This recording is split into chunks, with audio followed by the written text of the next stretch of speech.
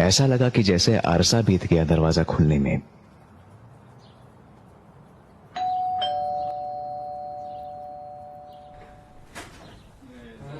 और फिर रूहानी और सुशांत के माता पिता ने एक दूसरे को गले लगाकर स्वागत किया। रूहानी को इस तरह की पार्टियां बिल्कुल पसंद नहीं थी, क्योंकि एक तो वहां सभी लोग उसे बहुत बनावटी लगते थे, दूसरा क्योंकि बड़े लोग सारी रात वहां पीने में गुजार देते थे, तीसरा इसलिए कि अमीर घरों के बच्चे वहां उसे डराते धमकाते और उसका मजाक उड़ाते थे। पिछली ऐसी सभी पार्टियों में इन बच्चों ने हमेशा रूहानी को निशाना बनाकर उसको खूब चिढ़ाया था। वो एक शर्मीले स्वभाव की लड़की थी जो जल्दी लोगों से घुलती मिलती नहीं थी। उसके घर वाले अपने दोस्तों की तरह अमीर नहीं थे और ये बच्चे हमेशा रूहानी को इस बात का एहसास कराना नहीं भूलते थे। वो उसके कपड़ों का मजाक उड़ाते, उसे नीचा दिखाते और यहां तक उसके बालों पर भी ताने मारने से नहीं चूकते थे। उसके दादा दादी ने उसके पिता की पढ़ाई पर बहुत पैसा खर्च किया था और इसी वजह से उनकी इन अमीर लोगों से दोस्ती हो गई थी। उसको यह भी नहीं मालूम था कि उसकी मां को इन लोगों के बीच अच्छा लगता है या नहीं। कैसी हो रूही? सुशांत के पापा ने पूछा। उसे उन लोगों से तुरंत नफरत हो जाती थी जो उसको रूहानी के बजाय रूही कहते थे। इस निकनेम से उसे सिर्फ उसके माता पिता ही बुला सकते थे। उसको पूरे नाम से बुलाना क्या इतना कठिन था? मैं ठीक हूं अंकल। जितने आराम से उसके लिए मुमकिन था उसने जवाब दिया। तुम्हारे सारे दोस्त तान्या के रूम में हैं, तुम भी जल्दी जाओ। उन्होंने उसके गालों को पुचकारते हुए कहा। ओके। रूहानी ने उत्तेजित होने का दिखावा करते हुए कहा और बिल्कुल बेमन से सीढ़ियां चढ़ने लगी। ऊपर आओ रूज। तान्या ने उसे सेकंड फ्लोर पर आने के लिए कहा। रूज, आज क्या हो गया इनको?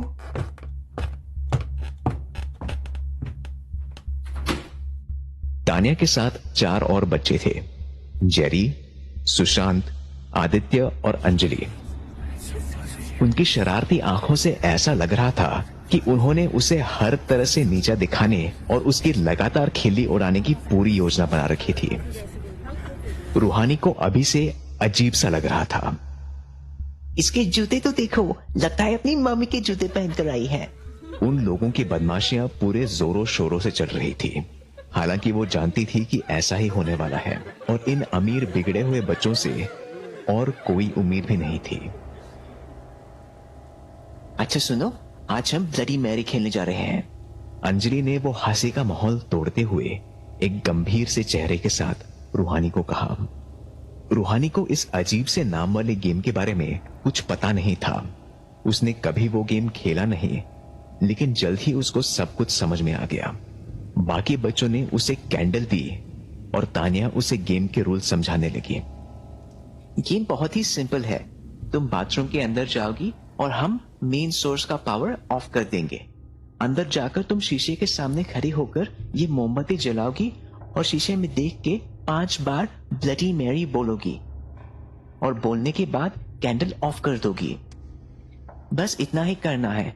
इस पूरे गेम के दौरान बाथरूम का दरवाजा बंद रहेगा, पर मैं तुम्हें कीहोल से देखती रहूंगी, तो चीटिंग मत करना। मेरे ऐसा करने के बाद क्या होगा? ऐसा कहते हैं कि जब आप मोमबत्ती बुझाने के बाद लाइट ऑन करते हो तो शीशे में ब्लडी मैरी का भूत दिखाई देता है। ये सुनकर रूहानी की हालत खराब हो गई। ये मुझे नहीं करना, प्लीज। तो तान्या बोली, तुम्हें ये करना होगा, वरना हमें विश्वास हो जाएगा कि बेकार और फटे हाल लड़की होने के साथ साथ तुम डरपोक भी हो। बाकी लोग ने भी उसके इस बात का समर्थन किया और रूहानी को बाथरूम के अंदर ढकेल दिया। उसने चिल्लाना चाहा, लेकिन तान्या ने उसका मुंह बंद कर दिया। उसे अंदर ढकेलने के बाद उन्होंने माचिस और मोमबत्ती बाथरूम में फेंक दी और दरवाजा बाहर से बंद कर दिया। अंदर एकदम घुप अंधेरा था। उसने बाथरूम का दरवाजा कई बार पीटा और बाहर आने की गुहार लगाई। अगले पूरे 10 मिनट तक वो कोशिश करती रही, पर उन लोगों ने दरवाजा नहीं खोला।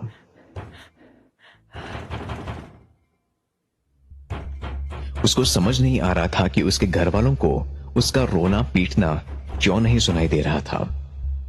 हो सकता है कि बच्चों ने बाथरूम के साथ कमरे का भी दरवाजा बंद कर दिया हो, या शायद हमेशा की तरह उसके घर वालों ने पीना शुरू कर दिया हो।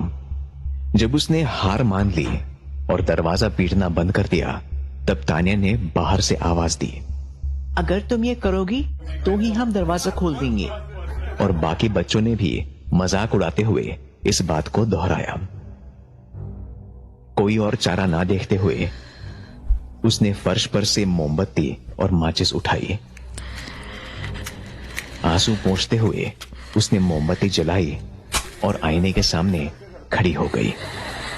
वो बाहर के बच्चों को हंसते हुए सुन सकती थी। उनमें से एक बच्चा शायद उसे बाथरूम के कीहोल से भी देख रहा था। मुझे ये नहीं करना, प्लीज। वो रोते हुए लगातार चिल्लाती रही। तो सुशांत ने कहा, तुम्हें ये करना होगा, वरना हम तुम्हें डिनर तक अंदर ही बंद रखेंगे, जिसमें अभी पूरे 2 घंटे हैं। तुम्हारी मर्जी, देख लो। अपने आप को बहादुर साबित करने की कोशिश करते हुए उसने हिम्मत जुटाई और मोमबत्ती जलाकर उसने आईने में अपने आप को देखा। डर ने उसे इतनी बुरी तरह से घेर लिया था कि उसके रोंगटे खड़े हो गए। Bloody Mary, bloody Mary, bloody Mary. उसका शरीर अपने आप ऊपर से नीचे तक कांप रहा था।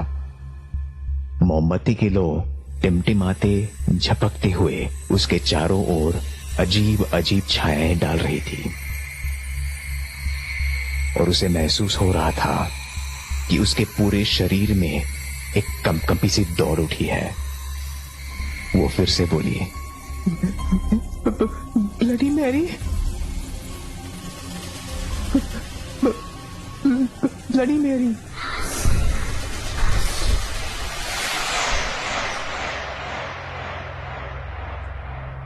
उसने मोमबत्ती बुझाई और उसका मन अंधेरे में कई डरावने विचारों के साथ फिर से भर गया। बाथरूम में हवा का कोई जरिया नहीं था। फिर वो मोमबत्ती की लौ कैसे टिमटिमा रही थी। सब कुछ एकदम शांत हो गया। बाल्टी में पानी टपकने की आवाज से उसके अंदर सिहरन पैदा हो गई। उसे अपनी गर्दन पर हवा का हल्का झटका महसूस हुआ और वो एकदम सुन्न हो गई। वो ना तो हिल पा रही थी और ना ही एक भी शब्द बोल पा रही थी। उसका गला सूख चुका था। डर के मारे उसकी हालत खराब हो गई थी। बाथरूम में कम जगह होने की वजह से उसका दम घुट रहा था।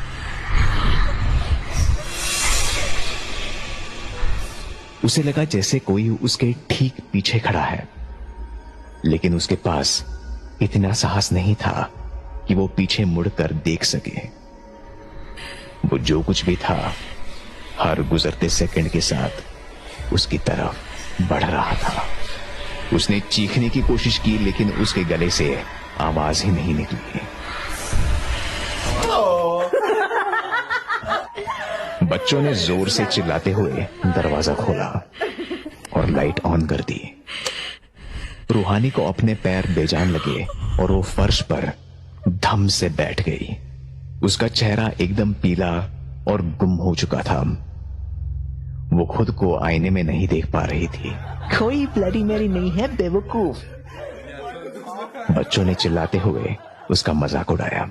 वो हिल भी नहीं पा रही थी और उसको समझ में नहीं आ रहा था कि वो उनकी इस बेहुदी और भद्दी हरकत का कैसे जवाब दे। उसकी ओर से कोई हलचल ना होने पर उन्होंने उसे उठाया और उसका चेहरा आईने के सामने ढकेल दिया। देखो, कोई भी नहीं है, कोई ब्लडी मैरी नहीं है। ये तो चूहे से भी ज्यादा डरपोक है। रूहानी ने अपनी आंखें बंद कर ली। उसने जो महसूस किया था उसके बाद वो इस आईने में नहीं देखना चाहती थी। जेरी ने कहा, आओ अब कुछ और खेलेंगे। और बच्चों ने रूहानी को वहीं छोड़ दिया। वो अभी भी कांप रही थी। तभी उनकी चीखें सुनकर वो तुरंत बाथरूम के बाहर पहुंची।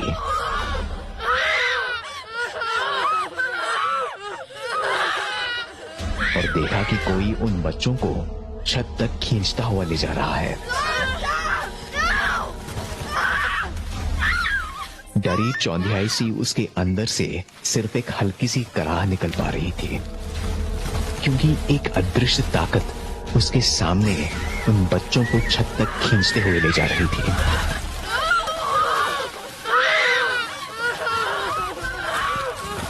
ऐसा लग रहा था जैसे उनके शरीर से दिलों को निकालने की कोई कोशिश कर रहा है। और अगले ही पल उसने पहले उनकी हड्डियों के टूटने की कड़कड़ाती आवाज सुनी और उसके बाद ही बहरा कर देने वाली उनकी तेज और ऊंची चीखें।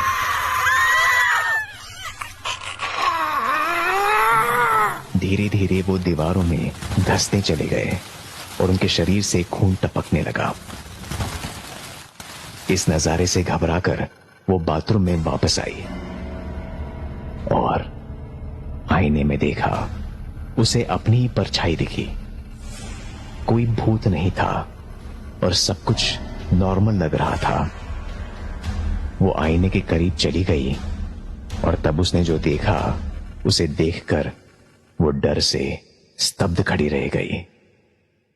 रूहानी की परछाई मुस्कुराई पर रूहानी नहीं।